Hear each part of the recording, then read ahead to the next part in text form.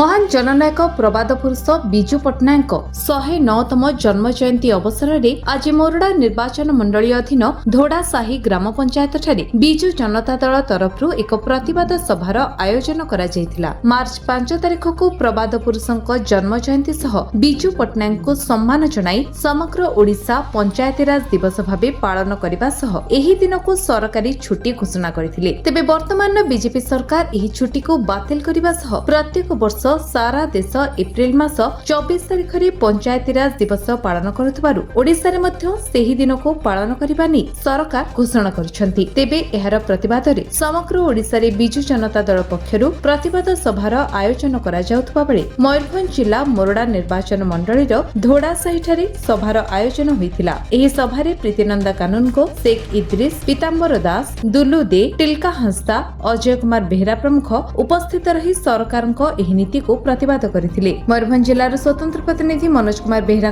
प्रक्षिप्त महातंग report विश्व विजय news Odisha.